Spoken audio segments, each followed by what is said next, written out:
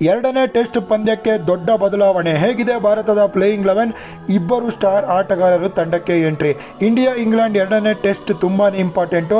ಎಡ್ಬೆಸ್ಟನ್ನಲ್ಲಿ ನಡೆಯುತ್ತೆ. ಈ ಪಿಚ್ಚು ಒಂದು ಸ್ವಲ್ಪ ಕಾಟ ಕೊಡುವ ಪಿಚ್ಚೇನೆ. ಟೀಮ್ ಇಂಡಿಯಾ ಒಳ್ಳೆ ಪ್ಲೇಯಿಂಗ್ 11 ಇಟ್ಕೊಂಡು ಹೋದರೆ ಸಖತ್ತಾಗಿರುತ್ತೆ. ಪ್ಲೇಯಿಂಗ್ 11ನಲ್ಲಿ ಬದಲಾವಣೆ ಏನಪ್ಪ ಆಗ್ಬೋದು ಅಂದರೆ, ಶಾರ್ದೂಲ್ ಠಾಕೂರ್ ಜಾಗದಲ್ಲಿ ನಾವು ನಿತೀಶ್ ಕುಮಾರ್ ರೆಡ್ಡಿ ಅಥವಾ ಹರ್ಷಿತ್ ರಾಣಾನ ನೋಡಬಹುದು. ಅದನ್ನು ಬಿಟ್ಟರೆ ಯಾವುದೇ ರೀತಿ ಬದಲಾವಣೆ ಆಗೋದಿಲ್ಲ. ಇನ್ನೊಂದು ಬದಲಾವಣೆ ಆದರೆ ಬೂಮ್ರಾ ಅವರ ಜಾಗದಲ್ಲಿ ಅಕ್ಷದೀಪ್ ಸಿಂಗ್ನ ನೋಡ್ಬೋದು.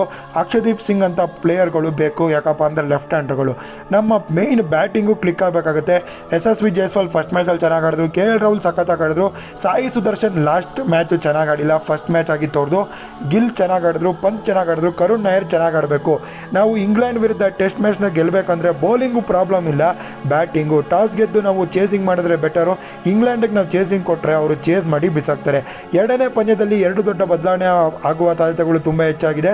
ವಿಡಿಯೋನ ಎಲ್ಲರಿಗೂ ಕೂಡ ಶೇರ್ ಮಾಡಿ ಹೇಳಿ, ಇಂಡಿಯಾ ವರ್ಸಸ್ ಇಂಗ್ಲೆಂಡ್ ಎರಡನೇ ಟೆಸ್ಟ್ಗೆ ಬದಲಾವಣೆ ಆಗುತ್ತೆ. ಬೂಮ್ರಾ ಡೌಟಲ್ಲಿದ್ದಾರೆ. ಬೂಮ್ರಾ ಒಬ್ಬರು ಆಡಿಬಿಟ್ರೆ ಸಖತ್ತಾಗಿರುತ್ತೆ. ಬೂಮ್ರಾ ಒನ್ ಮ್ಯಾನ್ ಶೋ ಆಗಲಿದೆ, ಬರೆದಿಟ್ಕೊಳ್ಳಿ. ವಿಡಿಯೋ ಇಷ್ಟ ಆಗಿದ್ರೆ ಲೈಕ್ ಮಾಡಿ, ಶೇರ್ ಮಾಡಿ, ಫಾಲೋ ಮಾಡಿ.